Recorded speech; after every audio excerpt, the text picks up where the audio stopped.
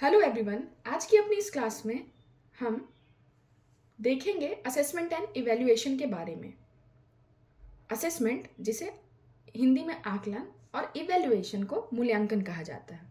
तो आकलन और मूल्यांकन के बारे में हम अच्छे तरीके से समझेंगे और फिर उन पर बेस्ड कुछ क्वेश्चन को हम सॉल्व करेंगे।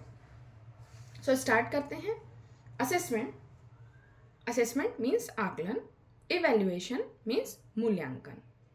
तो अगर हम सिंपल वर्ड्स में समझते हैं कि दोनों क्या हैं, दोनों ही एक दूसरे से इंटरकनेक्टेड हैं। दोनों ही, अगर आप एक नॉर्मल वे में देखेंगे तो दोनों का मतलब एक तरीके से सेम ही, असेसमेंट करना या फिर इवैल्यूएशन करना। बट एक माइनर सा डिफरेंस है। डिफरेंस क्या है कि असेसमेंट का काम होता है to gather the information. Assessment का मीनिंग है इंफॉर्मेशन को कलेक्ट करना, और इवैल्यूएशन का मीनिंग है उन इंफॉर्मेशन को कलेक्ट करके रिजल्ट देना। मीन्स रिजल्ट देना मतलब जजमेंट देना। Assessment means to collect the information, और उस जो इंफॉर्मेशन हमें मिली है उसको यूज करके जजमेंट देना इज कॉल्ड इवैल्यूएशन। दोनों में हम डिफरेंस देखते हैं। दोनों में डिफरेंस क्या है? असेसमेंट क्या होता है? असेसमेंट जो है वो फॉर्मेटिव होता है, जबकि इवैल्यूएशन समेटिव होता है।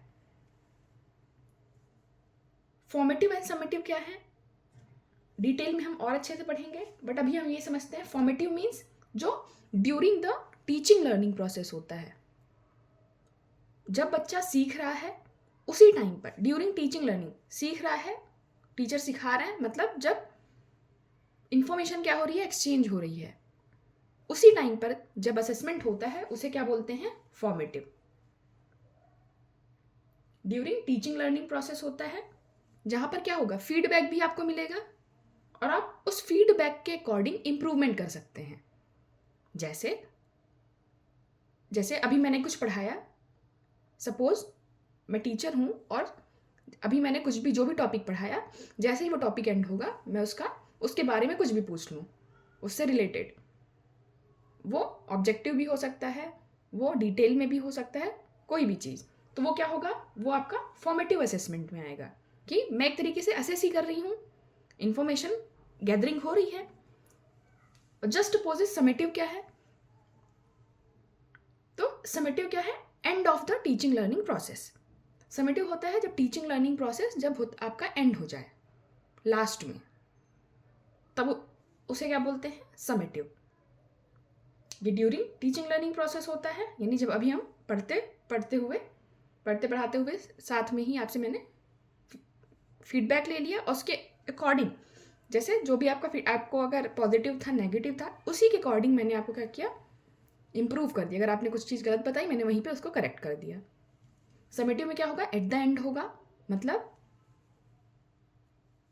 उसी टाइम पर मैं आपको करेक्शन करके नहीं दूंगी, आपको लास्ट में उसका रिजल्ट मिलेगा। तो ये आपका शॉर्ट में था। डिफरेंस क्या होता है? तो फॉर्मेटिव समेटिव हो गया। Process oriented, product oriented. Process, formative का मीनिंग ही है प्रोसेस ओरिएंटेड होना, एंड समेटिव का मीनिंग ही है प्रोडक्ट ओरिएंटेड। मतलब प्रोसेस क्या होता है? During teaching learning process, process पे डिपेंडेंट होता है, यानी जिस दौरान क्या हो रहा है, टीचिंग लर्निंग चल रही है। Product oriented eight the end of the teaching learning. Product हमें कब मिलता है? कोई भी कंपनी अगर है तो वो क्या करेगी? लास्ट में ही उसका प्रोडक्ट बन के तैयार होगा, शुरू में नहीं हो जाएगा। मटेरियल आएगा, बनना स्टार्ट होगा, और हमें लास्ट में जाकर प्रोडक्ट मिलेगा। ऐसा नहीं कि बस हमने कंपनी का सेटअप किया और तुरंत ही हमें प्रोडक्ट मिलने लगा। उसके लिए भी हमें तैयारी, मटेरियल मंगाना पड़ेगा, हम उनको उसके लिए एम्प्लॉय रखेंगे जो वो चीज़ मतलब बनाएंगे, बहुत सारी चीज़ें होंगी। सो वो फिर एट द एंड में हमें क्या मिलेगा? प्रोडक्ट मिलेगा। सो प्रोसेस ओरिएंटेड होता है असेसमेंट। इवैल्यूएशन क्या है? Product oriented. रिफ्लेक्टिव होता है, प्रिस्क्रिप्टिव होता है। असेसमेंट रिफ्लेक्टिव होता है। रिफ्लेक्टिव कैसे? असेसमेंट रिफ्लेक्टिव होता है जब आपसे फीडबैक लिया जाएगा और उसे उस टाइम पर आपने कुछ भी बताया, मतलब टीचर ने जब कुछ पूछा, स्टूडेंट ने आंसर किया, उसी टाइम पर जो भी मिस्टेक है वो फाइंड हुई, तो क्या हुआ, रिफ्लेक्शन हो रहा है सही गलत का उसी टाइम पर। प्रिस्क्रिप्टिव क्या होता है, प्रिस्क्रिप्टिव होता है जहाँ पर पहले से रूल्स हैं कि आपको बस इसी पर्टिकुलर, जैसे आपको 150 लाइन्स में आंसर करना है, वर्ड्स में आंसर करना है, या आपको 1 पेज में ही आंसर करना है, आपको ये रूल्स फॉलो ही करने हैं, उसको क्या बोलते हैं, प्रिस्क्रिप्टिव, जिसे बोलते हैं निर्देशात्मक। रिफ्लेक्टिव, जब आप अपने अकॉर्डिंग चीज़ें कर सकते हो, वहाँ पर कोई फिक्स रूल नहीं है कि हमें इस तरीके से ही आंसर करना है या इतने लाइन का ही होना चाहिए। उसमें आप अपने अकॉर्डिंग कर सकते हो असेसमेंट में। जहाँ पर प्रिस्क्रिप्टिव है वहाँ पर आपको रूल्स फॉलो करने होते हैं। तो प्रिस्क्रिप्टिव किसका है, इवैल्यूएशन का। डायग्नोस्टिक, असेसमेंट क्या है, डायग्नोस्टिक है। असेसमेंट करने के बाद फीडबैक के अकॉर्डिंग इम्प्रूवमेंट किया जाता है। कैसे, डायग्नोस्टिक का मतलब होता है निदानात्मक। डायग्नोस्टिक के बाद रेमेडियल टीचिंग होती है। डायग्नोस्टिक में बच्चा जो है वो जब आंसर करता है या फिर बच्चों की मिस्टेक को टीचर फाइंड करके उसको वापस से रीटीच करके रेमेडियल टीचिंग करता है। मतलब एक तरीके से डायग्नोस, उसने क्या किया, गलती फाइंड की यानी उसको निदान करा, उसके बाद वो रेमेडियल टीचिंग करेगा। मतलब जो भी मिस्टेक्स थी उनको फाइंड करके उनको इम्प्रूव करने के लिए बच्चे को वो वापस से रीटीच करेगा और उनकी गलतियों को सुधारने का प्रयास करेगा। इवैल्यूएशन क्या है, जजमेंटल है। क्यों, इसमें इम्प्रूवमेंट नहीं किया जाता, ये एट द एंड होता है। मतलब आपको जजमेंट का मतलब क्या है, यहाँ पर आप इम्प्रूव नहीं कर सकते। डायग्नोस्टिक में क्या है, आपने जो भी मिस्टेक की वो रीटीच करके क्या हो जाएंगी, करेक्ट हो जाएंगी। बट जजमेंटल में क्या है, वहाँ पर आपको रीटीच का ऑप्शन नहीं मिलेगा, वो एट द एंड होगा और जो भी आपने जितना कुछ किया है वो आपको फाइनल रिजल्ट के रूप में मिलेगा। इसके लिए एग्जाम्पल, जैसे आपने एक्सपेक्ट किया कि 90% ही आएंगे, आपके घर वालों ने बोला कि हाँ इस बार 90% ही आएंगे, बट एनी हाउ अगर नहीं आते 80% पे ही रह गए आप, तो सब नहीं, मुझे लास्ट में जो आपका रिपोर्ट कार्ड है उसका फाइनल रिजल्ट क्या चाहिए, हमें 90% चाहिए। आप भले ही जो आपके चैप्टर, जब भी आपका जो यूनिट टेस्ट होता है वो क्या है, असेसमेंट का पार्ट है, उसमें भले ही आप 50 आउट ऑफ 50 ले आओ, 100 आउट ऑफ 100 ही ले आओ, लेकिन आपको जो रिपोर्ट कार्ड है उसमें क्या होना चाहिए, आपका 90% होना चाहिए। तो वो जजमेंटल है, तो उसे क्या बोलेंगे, जजमेंटल। फ्लेक्सिबल, असेसमेंट क्या है, फ्लेक्सिबल है। फ्लेक्सिबल है, चेंज होता रहता है, बट जो आपका इवैल्यूएशन है वो फिक्स्ड है। क्यों, क्योंकि रिजल्ट को आप चेंज एट द एंड नहीं कर सकते। जजमेंट होने के बाद आप उसे फिक्स, वो क्या है, फिक्स है, आप उसे चेंज नहीं कर सकते। बट फ्लेक्सिबल है क्या, असेसमेंट, क्योंकि डायग्नोस करने के बाद वापस से जो है वो आपका इम्प्रूवमेंट हो सकता है, इसलिए ये क्या है, फ्लेक्सिबल है और आपका इवैल्यूएशन फिक्स्ड है। Assessment is cooperative. कोऑपरेटिव क्यों है, क्योंकि अगर आपको एक बार में चीज़ें नहीं समझ में आई तो आपने क्या किया, टीचर ने डायग्नोस किया और वापस से रेमेडियल टीचिंग करके वापस से आपका असेसमेंट कर लिया, वापस से आपको रीटीच करके वापस से उसी के अकॉर्डिंग आपसे क्या कर लिए, इन्फॉर्मेशन गैदर कर ली, तो वो क्या हो गया, कोऑपरेटिव।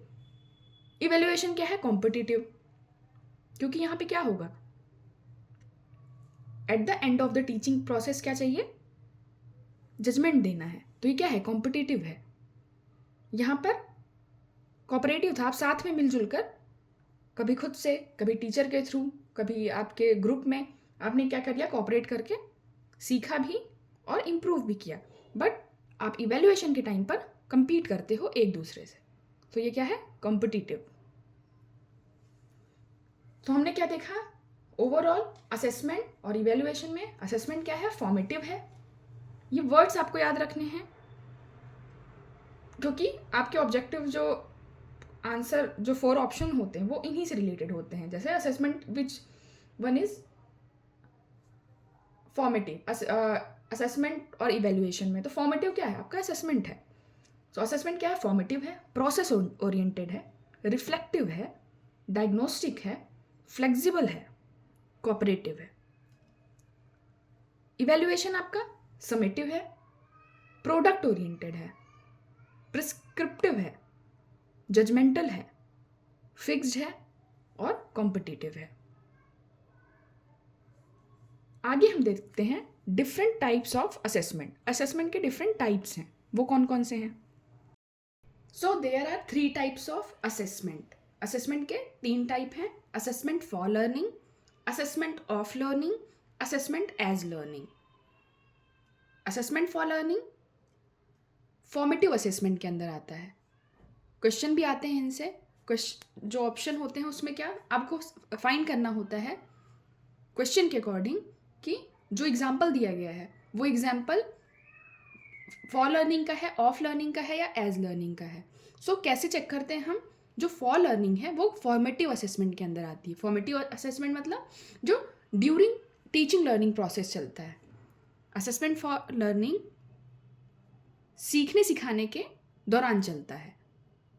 हम पहले भी देख चुके हैं फॉर्मेटिव असेसमेंट क्या है, जो टीचिंग लर्निंग प्रोसेस के बीच में होता है। जैसे कोई भी टॉपिक हमने टीचर ने समझाया और उस टॉपिक के तुरंत बाद उसने उससे छोटा सा रिलेटेड कोई भी ऑब्जेक्टिव टाइप भी क्वेश्चन हो सकते हैं, उससे एक छोटा सा कुछ भी पूछ लिया कि हाँ बच्चों को समझ में आया या नहीं। मीन्स उसी के दौरान, पढ़ने पढ़ाने के दौरान ही उन्होंने स्टूडेंट से क्या ले लिया, उन्होंने कुछ भी क्वेश्चन पूछा, उसका स्टूडेंट्स ने जो भी रिप्लाई किया उसके अकॉर्डिंग उनको फीडबैक मिल गया कि जो वो पढ़ा रही हैं उससे रिलेटेड बच्चों तक जा रहा है या बच्चों को समझ में आ रहा है या नहीं। और प्लस ये भी पता चलता है कि बच्चे जो हैं वो चीज़ ऑब्जर्व कर रहे हैं या नहीं। तो असेसमेंट फॉर लर्निंग क्या है? Assessment for learning formative assessment का पार्ट है, और फॉर्मेटिव असेसमेंट होती ही कब है? During the teaching learning process. So assessment for learning पहला टाइप है, फॉर्मेटिव असेसमेंट का पार्ट है, जो कि कब होता है? सीखने सिखाने के दौरान। Assessment of learning, assessment of learning summative assessment का पार्ट है। असेसमेंट ऑफ लर्निंग समेटिव में क्या होता है? Eight the end of the teaching learning process, जब आपकी यूनिट एंड होती है, सारे यूनिटों का सम, मीन्स एट द एंड सारी यूनिट कब कंप्लीट होती है? फाइनल, मीन्स जो आपका फाइनल असेसमेंट होता है जिसे हमने इवैल्यूएशन पढ़ा था। तो इवैल्यूएशन समेटिव असेसमेंट का पार्ट है, जो कि असेसमेंट ऑफ लर्निंग है। Assessment of learning means eight the end of the teaching learning process. वो क्या होती है? आपकी टीचिंग लर्निंग प्रोसेस के अंत में, बीच में नहीं, स्टार्टिंग में नहीं। कब होती है? एट द एंड, लास्ट में होती है। किसका पार्ट है ये? समेटिव असेसमेंट का पार्ट है ऑफ लर्निंग, और इसे ही हम इवैल्यूएशन के नाम से भी जानते हैं। सभी यूनिट का जब सम करते हैं, that is summative. Assessment as learning, as assessment as learning किसे बोलते हैं? जब आप खुद का असेसमेंट करते हो, ओन सेल्फ असेसमेंट जब आप करते हो, तब ये आपका पीयर यानी कि जो आपके सहपाठी हैं, जो आपके क्लास में जो आपके के बोलेंगे मित्र, जो आपके कलीग्स हैं, मतलब क्लास में जो आपके दोस्त हैं, आपके साथ पढ़ने वाले सहपाठी हैं, वो भी आपका असेसमेंट कर सकते हैं। आप खुद भी अपना असेसमेंट करते हैं। So assessment as learning means own, खुद का सेल्फ असेसमेंट जो होता है वो होता है आपका असेसमेंट एज लर्निंग। जैसे आप पहले टीचर से समझते हो या आप कभी भी ऑनलाइन वीडियोस के थ्रू समझ रहे हो, उसके बाद आप जो भी आपकी अंडरस्टैंडिंग डेवलप हुई उसके बाद फिर जब आप बुक के थ्रू जब खुद से सॉल्व करते हो और चेक करते हो कि कहाँ पर मिस्टेक हो रही है या कहाँ पर आपने क्या गलत किया, खुद से भी तो हम सेल्फ असेसमेंट करते हैं ना, हमने क्या सही किया, क्या गलत किया, गलती कहाँ पर हो रही है, क्या होना चाहिए था। सो वो क्या है? आपका ओन सेल्फ असेसमेंट। ये आप खुद भी करते हो, या फिर यहाँ पर अगर पीयर दिखा, जब आपके साथ जो बच्चे हैं, जो आपके सहपाठी हैं, जो आपके फ्रेंड्स हैं, अगर वो भी असेस करते हैं, वो भी क्या है? आपका असेसमेंट एज लर्निंग। खुद भी आप असेसमेंट करते हो, आपका पीयर ग्रुप भी असेस कर सकता है। तो याद रखना है असेसमेंट के 3 टाइप्स। असेसमेंट फॉर लर्निंग जो कि फॉर्मेटिव है, कब होती है? टीचिंग लर्निंग प्रोसेस के दौरान। असेसमेंट ऑफ लर्निंग जो है समेटिव असेसमेंट का पार्ट है, जो कि at the end of the teaching learning process होता है। Assessment as learning self assessment का पार्ट है, जहाँ पर आप स्वयं, आप खुद या फिर आपका जो पीयर ग्रुप है वो भी आपका असेसमेंट करता है। हम अपना नेक्स्ट टॉपिक देखेंगे, CCE। CCE continuous and comprehensive evaluation, सतत और व्यापक मूल्यांकन। CC का फुल फॉर्म क्या है? Continuous and comprehensive evaluation. Continuous मतलब लगातार, सतत हो रही है, यानी लगातार हो रही है, सिर्फ एग्ज़ाम के टाइम पर नहीं कि जैसे ही आपका टर्म फर्स्ट टर्म एंड हुआ तो आपका तब होगा असेसमेंट या इवैल्यूएशन तब होगा, या फिर टीचर और जो स्टूडेंट है वो सिर्फ एग्ज़ाम के टाइम पर एक्टिव होंगे, मतलब eight the end of the session. तो ऐसा नहीं कि सिर्फ सेशन के एंड में क्या होता है, कंटिन्यूअस यानी डेली बेसिस पर लगातार होता रहता है। एंड कॉम्प्रिहेंसिव व्यापक यानी पूर्ण रूप से, पूरी तरीके से। कॉम्प्रिहेंसिव मतलब जो पूरी तरीके से हो। ऐसा क्या, इवैल्यूएशन मतलब मूल्यांकन, ऐसा मूल्यांकन जो क्या है, लगातार होता रहता है और पूर्ण रूप से यानी पूरे तरीके से होता है। वही क्या है आपका CC। तो हमने इसका मीनिंग देखा, CC का मतलब क्या है, कंटिन्यूअस एंड कॉम्प्रिहेंसिव इवैल्यूएशन, मतलब जो लगातार और पूर्ण रूप से मूल्यांकन होता रहता है बच्चे का, उसे ही क्या कहते हैं, CC। क्या है ये? सो CC is a system of evaluating all aspect of children's development। CC जो है वो एक ऐसा सिस्टम है इवैल्यूएशन का, मूल्यांकन का। किसके मूल्यांकन का?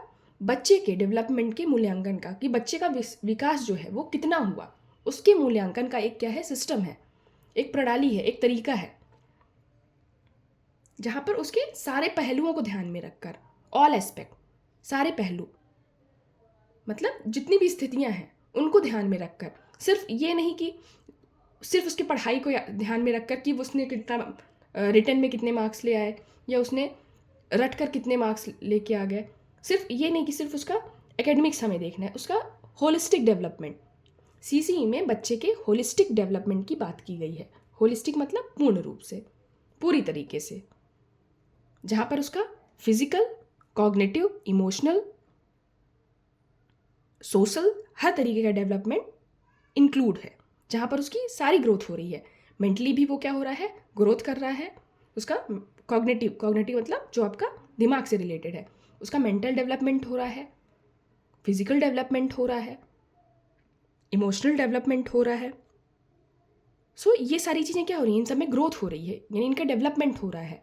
और साथ साथ उसका एकेडमिक्स भी है, जो यानी कि जो सारे आपके ऑल सब्जेक्ट्स हैं वो भी उसमें इंक्लूड हैं। पढ़ाई के साथ साथ फिजिकल, कॉग्निटिव, मानसिक, इमोशनल, ये सारी क्या हैं, ये सारी चीज़ें भी डेवलप हो रही हैं।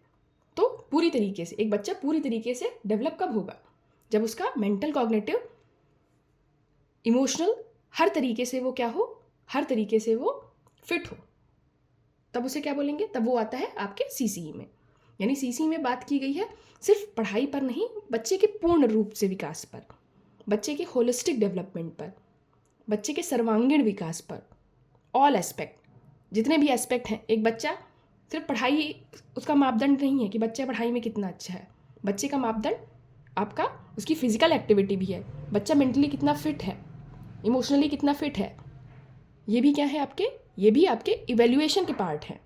सो CC में यही बताया गया है कि बच्चे के जो होलिस्टिक डेवलपमेंट है उस पर, उसको ध्यान में रखकर उसके कंटिन्यूअस और कॉम्प्रिहेंसिव इवैल्यूएशन दिया किसने था, CC जो है ये इम्प्लीमेंट किया था CBSE ने। CBSE बोर्ड होता है, वही आपका CC को जो है CBSE ने इम्प्लीमेंट किया था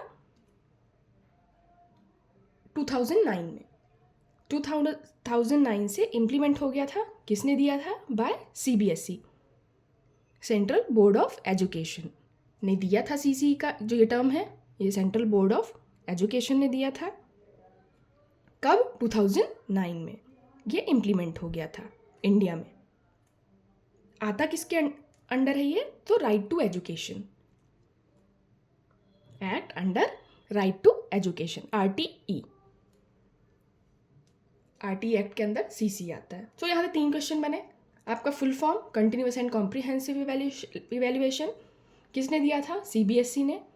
2009 में इम्प्लीमेंट हो गया था इंडिया में, और ये राइट टू एजुकेशन एक्ट के अंतर्गत आता है।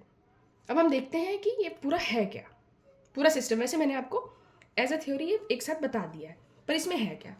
तो कंटिन्यूअस जो आपका लगातार है, कंटिन्यूअस जो लगातार क्या हो रहा है, असेसमेंट हमने अभी देखा जस्ट बिफोर अभी थोड़ी देर पहले हमने असेसमेंट के बारे में पढ़ा। सो असेसमेंट क्या है? कंटिन्यूअस के अंदर आता है, लगातार असेसमेंट होता है, जिसमें हमने पढ़ा था for assessment, of assessment, as assessment. So for, of, as, ये क्या है? असेसमेंट के पार्ट है। क्या है ये? यानी कंटिन्यूअस क्या होते रहते हैं? ये असेसमेंट होते रहते हैं। जहाँ पर हमने देखा था कि जो आपका फॉर है वो formative, summative assessment, formative assessment, दो तरीके के असेसमेंट थे। तो जो फॉर है वो आपका फॉर्मेटिव असेसमेंट का पार्ट है। सो कंटिन्यूअस मतलब जो आपके असेसमेंट होते हैं वो क्या है? कॉन्टिन्यूअस है। फॉर, ऑफ और एज। पूछा जाता है कि इनका रेशियो क्या है। हमने देखा था एक फॉर्मेटिव असेसमेंट, एक समेटिव असेसमेंट। फॉर्मेटिव जो आपका कंटिन्यूअस होता रहता है, जैसे आपके टेस्ट हैं। जैसे ही आपका कोई भी टॉपिक एंड होता है, इन बिटवीन टीचर जो है उस टॉपिक से रिलेटेड आपसे कोई भी क्वेश्चन करता है और आपको ये देखने की कोशिश करता है कि आपको कितना समझ में आ रहा है, आपकी अंडरस्टैंडिंग कितनी उस चीज़ को लेकर बेटर हुई है। तो वो क्या है? During the teaching learning process जो होता है वो क्या है? आपका फॉर्मेटिव असेसमेंट। सो हमने ये देखा है अभी जस्ट इसके पहले जो टॉपिक हमने देखा उसमें हमने क्या पढ़ा था? फॉर्मेटिव और समेटिव को देखा था। तो फॉर्मेटिव क्या है? ड्यूरिंग टीचिंग लर्निंग प्रोसेस जो होता है वो है फॉर्मेटिव, और समेटिव मतलब जो आपका eight the end of the term होता है वो क्या है? आपका समेटिव। तो यहाँ पर ये पूछता है कि फॉर्मेटिव और समेटिव जो असेसमेंट है उनका रेशियो क्या होता है? तो उनका रेशियो होता है 40:60। फॉर्मेटिव जो है वो 40% और समेटिव यानी कि 60%। फॉर्मेटिव जैसे आपके टेस्ट होते हैं, तो फर्स्ट सेकेंड, फिर हाफ ईयरली, फिर फर्स्ट सेकेंड FA होता है, मतलब थर्ड फोर्थ ऐसे आपका हुआ FA, और फाइनल एग्जाम। सो क्या हुआ रेशियो? FA क्या है? 40% होता है, और ऐसे यानी कि आपका जो समेटिव असेसमेंट है वो क्या है? 60%। FA ऐसे रेशियो कितना होता है? 40:60, ये याद रखना है। देन दो तरीके के असेसमेंट होते हैं, एक स्कूल बेस्ड असेसमेंट है और एक है बोर्ड बेस्ड असेसमेंट। ये इसका ही पार्ट है, बस छोटा सा है, इसको देखना है कि होता क्या। मतलब अगर कभी आए SBA क्या है तो स्कूल बेस्ड असेसमेंट, और एक होता है बोर्ड बेस्ड असेसमेंट। तो स्कूल बेस्ड जैसा नाम से ही पता है, स्कूल बेस्ड असेसमेंट में क्या होता है? जो स्कूल पर बेस्ड होता है वो असेसमेंट, जैसे आप। और ये बोर्ड बेस्ड असेसमेंट यानी कि जहाँ से आयोग से लोग आते हैं, बोर्ड से। जैसे 12th में क्या होता है आपका, जब थ्योरी के प्रैक्टिकल के लिए क्या होता है? आपके बाहर से, आयोग से या फिर बोर्ड, जो भी आपका बोर्ड है वहाँ से क्या होता है? लोग अपॉइंट होते हैं, मतलब वहाँ से लोग आते हैं। फिर आपको वो कुछ भी क्वेश्चन, जो भी क्वेश्चन पूछते हैं वो उसके आप आंसर देते हो, उसके अकॉर्डिंग आपका जो प्रैक्टिकल के मार्क्स हैं वो आपको मिलते हैं। तो ये है बोर्ड बेस्ड और ये है स्कूल बेस्ड। स्कूल बेस्ड जहाँ पर आपका स्कूल यानी कि आपके जो टीचर्स होते हैं वही आपका असेसमेंट करते हैं। So school based, board based जहाँ पर बाहर से आते हैं टीचर्स। सो दोनों में बेटर किसे माना गया है? दोनों अपनी जगह पे बेटर है, बट जो आपका स्कूल बेस्ड असेसमेंट है इसे क्या है? ज़्यादा बेटर माना गया है। क्यों? क्योंकि जो स्कूल में टीचर आपको पूरा जो ईयर है, पूरा जो आपका एकेडमिक ईयर है, पूरे टाइम आपको जज करता है, यानी वो आपसे बहुत अच्छे तरीके से रूबरू होता है आपकी हर पहलुओं, यानी जितने आपके एस्पेक्ट हैं जो अभी हमने पढ़ा, चाहे वो फिजिकल हो, कॉग्निटिव हो, इमोशनल है, वो सबसे क्या होता है? टीचर को वो सारी चीज़ें पता होती हैं, आपकी वीकनेस और आपकी स्ट्रेंथ, सारी चीज़ों के बारे में। बट जो बोर्ड बाहर से लोग आते हैं 1-2 दिन के लिए, वो उन्हें इन सब चीज़ों का नॉलेज नहीं होता। वो सिर्फ आपको उस पर्टिकुलर टाइम पर ही जज करते हैं। उसमें अगर आपने जो भी आंसर दे दिया तो आप उनके अकॉर्डिंग बहुत अच्छे हो, और अगर आपने नहीं किया उस टाइम पर आंसर तो आप क्या है? आपको कुछ नहीं आता। सो स्कूल बेस्ड असेसमेंट इसलिए अच्छा है क्योंकि टीचर आपको बहुत अच्छे से जानता है कि आप एक्चुअल में क्या हो। पूरे एकेडमिक ईयर में, पूरे साल में उसने आपको क्या किया है? बहुत अच्छे से देखा है। आपका जो सब्जेक्ट टीचर है उसे बहुत अच्छे से पता है कि उसके जो क्लास के बच्चे हैं वो कौन कितना किस चीज़ में बेटर करता है। बोर्ड बेस्ड में जो एक दिन में आएंगे, वो उस टाइम पर अगर आपने बाई चांस में भी हो सकता है उस दिन आपकी तबीयत ठीक ना हो, आप ज़्यादा नर्वस हो गए, कोई भी रीज़न हो सकता है, तो उसी के अकॉर्डिंग आपको जज करेंगे। फिर वहाँ वो नहीं देखेंगे कि एक्चुअल में रीज़न क्या है, उनको जो दिखाई देगा वो उस टाइम पर उसी के अकॉर्डिंग मार्क्स देते हैं। तो इसलिए स्कूल बेस्ड जो असेसमेंट है वो बेटर है, बोर्ड बेस्ड असेसमेंट में। तो कंटिन्यूअस में हमने देखा कि जो असेसमेंट है वो क्या है, कंटिन्यूअस का पार्ट है जिसमें फॉर, ऑफ और एज असेसमेंट आता है। FASA formative assessment, summative assessment का रेशियो पूछा जाता है कि क्या है, तो एग्ज़ाम में फॉर्मेटिव असेसमेंट का रेशियो है 40, समेटिव असेसमेंट का जो रेशियो है वो है 60। कॉम्प्रिहेंसिव, कॉम्प्रिहेंसिव में को दो पार्ट में डिवाइड किया गया है। कॉम्प्रिहेंसिव यानी उसको दो पार्ट में डिवाइड किया गया है, जिसमें आपका आता है स्कोलास्टिक और को स्कोलास्टिक। स्कोलास्टिक, को स्कोलास्टिक। स्कोलास्टिक मतलब जो करिकुलर एक्टिविटीज़ हैं आपकी, करिकुलर मतलब जो आपके पाठ्यक्रम में है, यानी रिलेटेड टू आपके सब्जेक्ट।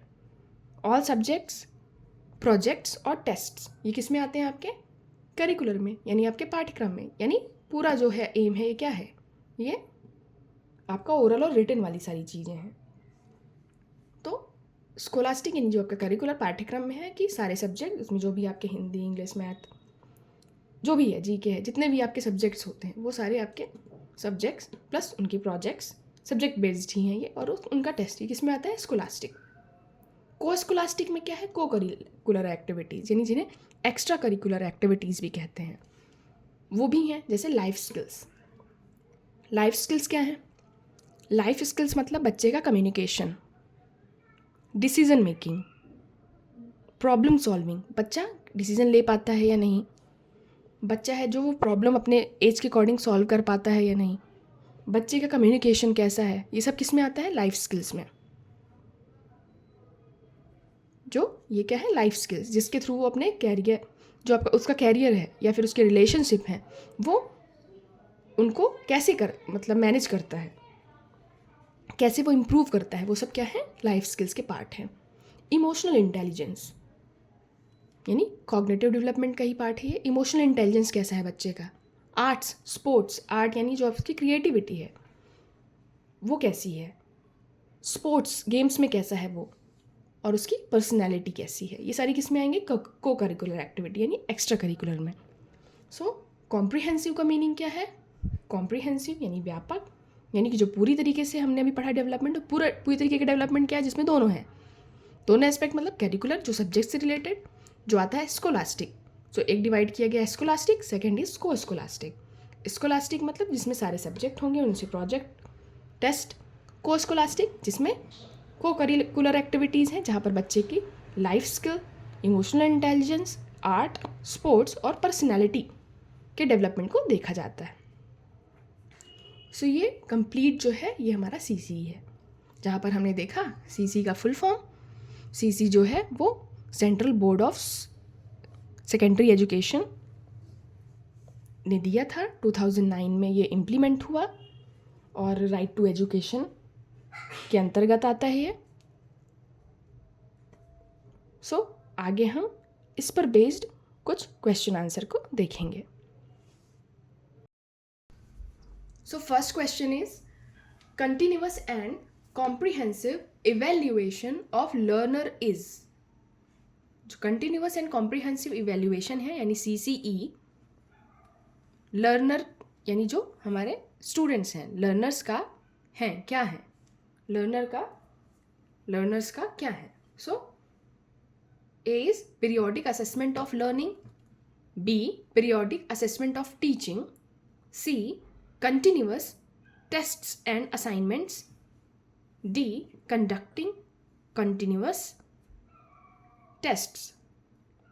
सो CCE में हमने क्या देखा, दो तरीके होते हैं, या तो आप एलिमिनेशन के थ्रू एलिमिनेट करते जाइए, जो गलत आंसर हो उसको आप हटाते जाइए, आपको सही मिल जाएगा, या फिर आपको डायरेक्ट आंसर आता है तो आप डायरेक्ट उस ऑप्शन को चूज़ कर सकते हैं। सो इसका आंसर क्या है, CCE इवेल्युएशन जो है continuous and comprehensive evaluation of learner का क्या है, periodic assessment of learning. Learner का क्या है, सीखने का आवधिक मूल्यांकन, सीखने का आवधिक मूल्यांकन, यानी कि हम उसमें क्या करते हैं, हम उसमें असेसमेंट ही करते हैं, इवेल्युएशन ही करते हैं, किस चीज़ का, आवधिक यानी एक टाइम लिमिट में, मतलब टाइम टू टाइम। तो सीखने का आवधिक मूल्यांकन है लर्नर्स का। यहाँ पर क्या है, periodic assessment of teaching. So teaching का नहीं है, CCE किसका है, लर्नर्स का, यानी लर्निंग का। तो लर्नर दिया है तो किस चीज़ का होता है यहाँ पर, लर्नर्स के लर्निंग का, उन्होंने क्या सीखा। So periodic assessment of learning. C is continuous test and assignment.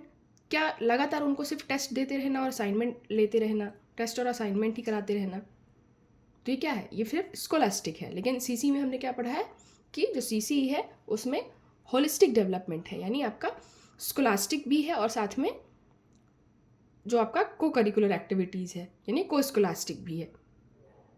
सो ये ऑप्शन तो सीधा सीधा गलत हो गया. सेम एज ये भी कंडक्टिंग कंटिन्यूअस टेस्ट, जो टेस्ट हैं वो लगातार कराते रहना. तो ये दोनों ऑप्शन एलिमिनेट हो जाएंगे. बचेंगे ये दो जिसमें से टीचिंग का असेसमेंट है ही नहीं. जो सीसी वो किसके लिए है, अपने लर्नर्स के लिए, स्टूडेंट्स के लिए. So periodic assessment of learning, option A is correct. So option A is correct.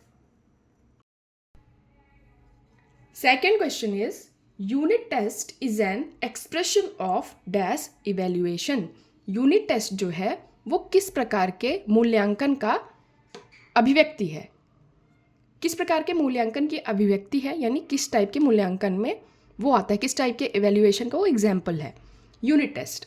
सो आप डायरेक्ट कर सकते हो अगर आपको आंसर आता है. जैसे यहाँ पर आप एलिमिनेशन मेथड का यूज़ कर सकते हैं जो ऑप्शन में नहीं होगा. जैसे इवेल्युएशन के दो ही टाइप हैं, assessment, formative assessment and summative assessment.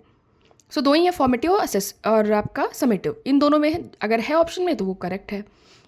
तो ऑप्शन यहाँ क्या होगा, फॉर्मेटिव असेसमेंट.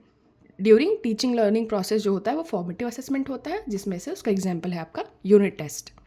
क्विजेस, क्विज करना, यूनिट टेस्ट जो आपके यस नो वाले आंसर होते हैं वो सब क्या है, आपके फॉर्मेटिव असेसमेंट के टाइप हैं, यानी एग्जाम्पल्स हैं. सो ये तीन क्या हो जाएंगे, एलिमिनेट हो जाएंगे. ऐसे हमने नॉर्मेटिव, इफेक्टिव, अफेक्टिव ऐसा कोई हमने असेसमेंट नहीं पढ़ा है. इवेल्युएशन का कोई ऐसा हमने टाइप नहीं पढ़ा. So option B is correct. Option B is correct.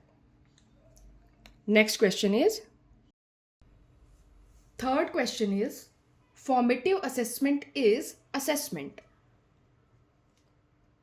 Of learning, for learning, at learning, in learning. Formative assessment जो है वो किस टाइप का असेसमेंट है. सो हमने 3 टाइप्स देखे थे, assessment of learning, assessment for learning, assessment eight learning. हमने ये 3 टाइप्स देखे थे. असेसमेंट इन लर्निंग क्या होता है, असेसमेंट इन लर्निंग भी होता है बट आपके सिलेबस में यही 3 है, ऑफ, फॉर एंड एट. इन क्या होता है, इनका एग्जाम्पल है जब आप एनसीईआरटी की जो भी बुक हैं उनमें आप कभी कभी देखते हो पेजेस में बॉक्स बना हुआ होता है और वहाँ पर लिखा होता है क्वेश्चन मार्क करके, डू यू नो, या फिर क्या आप जानते हैं, या क्या आप जानते थे, ऐसे करके क्वेश्चन होते हैं छोटे, उसका आंसर भी वहाँ पे दिया होता है. तो जो छोटे छोटे बॉक्सेस हैं उसी टाइम पर जब आप चैप्टर में रीडिंग करते वक्त वहाँ पे छोटे छोटे बॉक्सेस बने होते हैं जहाँ पे या तो कभी कभी क्लू दिया होता है, कुछ हिस्ट्री बताई गई होती है. सो वो क्या है, इन लर्निंग का एग्जाम्पल है. बाकी आपके सिलेबस में of learning, for learning and eight learning है. तो यहाँ पर पूछा है फॉर्मेटिव असेसमेंट किस टाइप का असेसमेंट है. तो हमने देखा था फॉर्मेटिव असेसमेंट क्या है, FOR, फॉर से फॉर्मेटिव एंड फॉर से फॉर लर्निंग. तो आप कभी भूलेंगे नहीं, फॉर्मेटिव असेसमेंट क्या है, फॉर लर्निंग का पार्ट है. सो फॉर्मेटिव असेसमेंट इज किस टाइप का असेसमेंट है, assessment for learning. Formative assessment is assessment for learning. So option B is correct. Question number 4 is, summative assessment is. Summative assessment कैसा assessment है. So formative को क्या है, for है. Summative assessment, assessment in learning, in नहीं है, अभी मैंने बताया कि जो आपके क्लू दिए हुए होते हैं या फिर जो आपके छोटे छोटे एग्जाम्पल एंड टाइम पर उस वक्त दिए होते हैं बुक में, वो इनका एग्जाम्पल है. और आपके सिलेबस में ये फिलहाल आपको ऑफ, एट और फॉर पढ़ना होता है CTET में. So assessment as learning, assessment for learning, assessment of learning. So इन हमने एलिमिनेट कर दिया, फॉर को एलिमिनेट कर दिया. समेटिव में अब क्या बचा, एज एंड ऑफ. तो समेटिव असेसमेंट किसका है, summative assessment is assessment of learning. Assessment of learning. Option D is correct. So option D. छोटा सा हम रिवीजन करेंगे। फॉर्मेटिव फॉर लर्निंग में क्या है? फॉर्मेटिव जो आपका ड्यूरिंग टीचिंग लर्निंग प्रोसेस चलता है, जैसे आपके जो टेस्ट हैं, आपके क्विज हैं, जो आपके डेली जो यस और नो वाले आंसर होते हैं, एंड मतलब सेम टाइम पर जो भी क्वेश्चन होते हैं वो आपके किस में होते हैं? Formative assessment. Summative assessment eight the and होता है, eight the end of the year या फिर eight the end of the syllabus. जो आपका मतलब क्या होता है? एंड में होते हैं, जो आपका ईयर के एंड में या फिर आपका जो सिलेबस है उसके एंड में होता है, वो क्या है? आपका समेटिव असेसमेंट। सो समेटिव असेसमेंट क्या है? समेटिव असेसमेंट ऑफ का पार्ट है, असेसमेंट ऑफ लर्निंग। ये कब होता है? एंड में, जब आपका जो सिलेबस है, जितना आपका टारगेट है, जब वो पूरा हो जाता है, उसके बाद क्या होता है? असेसमेंट किया जाता है, वो क्या है? Summative assessment. और असेसमेंट एज लर्निंग क्या है? जब पीयर ग्रुप, आपका जो पीयर ग्रुप है या फिर आप खुद, जब हम खुद अपना क्या करते हैं? इवैल्यूएशन करते हैं, या फिर जो हमारे दोस्त हैं वो हमारा इवैल्यूएशन करते हैं, वो क्या है? आपका असेसमेंट एज लर्निंग का पार्ट है। So next question is, fifth question is abilities for adaptive and positive behavior that enables a student to deal effectively with everyday demands and challenge are multiple intelligences, learning domains, life skills, learning methods. So question में क्या पूछा है कि अनुकूल और सकारात्मक व्यवहार की क्षमताएं जो छात्रों को यानी बच्चों को रोजमर्रा की मांगों, डिमांड्स एंड चैलेंज, रोजमर्रा की मांग और बदलाव जो चैलेंजेस हैं, तो रोजमर्रा की मांगों और बदलाव से प्रभावी ढंग से निपटने में सक्षम बनाती हैं। उन्हें क्या कहते हैं? मतलब ऐसी कौन सी एबिलिटी, मतलब किस एबिलिटी के थ्रू बच्चे जो हैं वो पॉजिटिव बिहेवियर रखते हैं और कैसी भी जो उनकी कंडीशन हो उस टाइम पर, जैसी भी सर्कमस्टांसेस हों, वो अपने आप को अडेप्ट कर लेते हैं, मतलब उस परिस्थिति के अनुसार ढाल लेते हैं और पॉजिटिव बिहेवियर रखते हैं। किसके थ्रू? मल्टीपल इंटेलिजेंस के थ्रू, लर्निंग डोमेन्स के थ्रू, लाइफ स्किल्स के थ्रू, या फिर लर्निंग मेथड्स के थ्रू। सो हमने क्या देखा? हमने जब अभी अपनी थ्योरी देखी थी तो उसमें हमने क्या देखा था कि जो आपका CCE है, कंटिन्यूअस एंड कॉम्प्रिहेंसिव इवैल्यूएशन, उसमें एक आपका कंटिन्यू क्या है? आपका असेसमेंट जो कंटिन्यू चलता रहता है, जहाँ पर हमने देखा आपका FA and SA, formative assessment and summative assessment. जो सेकेंड है यानी कंटिन्यूअस के बाद क्या है? कॉम्प्रिहेंसिव। सो कॉम्प्रिहेंसिव में क्या है? उसे हमने दो पार्ट में डिवाइड किया गया है, स्कोलास्टिक और को स्कोलास्टिक। स्कोलास्टिक में आपका पूरा सब्जेक्टिव नॉलेज, आपके एग्जाम्स, और को स्कोलास्टिक में को करिकुलर एक्टिविटीज़ हमने देखी। को करिकुलर एक्टिविटीज़ में जो हमने देखा उसमें क्या था? उनमें से एक आपका है life skills. Life skills, so life skills में क्या चीज़ें आती हैं? लाइफ स्किल्स में आपका आता है कम्युनिकेशन, हमने पढ़ा था communication, decision making, critical thinking, problem solving, कि हमें जो ये क्या है? Problem solving, critical thinking, communication, ये क्या है? आपके रिलेशन बिल्ड करने के।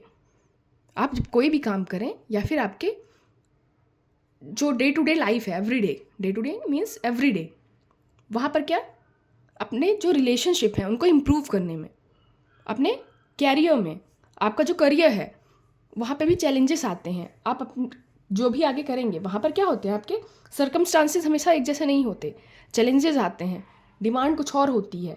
तो वहाँ पर आपको पीसफुल, शांत रखने में, आप एग्रेसिव ना हो जाओ, वहाँ पर आपको क्या करना होगा? आपके इमोशंस कंट्रोल में होने चाहिए। सो ये सब लाइफ स्किल्स में आएगा। तो कौन? Abilities for adaptive and positive behaviour that enable student to deal effectively with everyday demand and challenge are life skill. Life skills हमें हेल्प करता है पॉजिटिव बने रहने में, और जैसे भी सर्कमस्टांसेस हैं, जैसी भी कंडीशन हो वहाँ पर अपने आप को अडेप्ट कर लेने में। So option C is correct.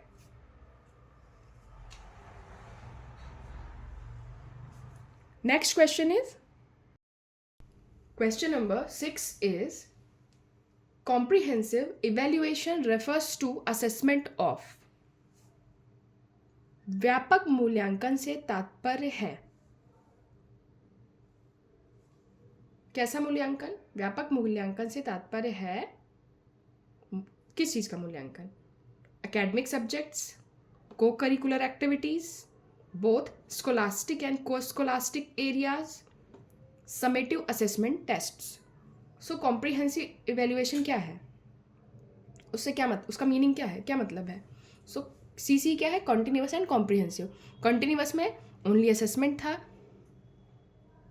आपका, फिर जो कॉम्प्रिहेंसिव है तो कॉम्प्रिहेंसिव का पूछा है। कॉम्प्रिहेंसिव को 2 पार्ट में डिवाइड किया गया था, scholastic and co scholastic. Scholastic में सारे आपके सब्जेक्टिव नॉलेज यानी सिर्फ all subjects, English, Hindi, EVS, math, science जो भी हैं, ये सारे आपके सब्जेक्ट प्लस उनका टेस्ट, एग्जामिनेशन।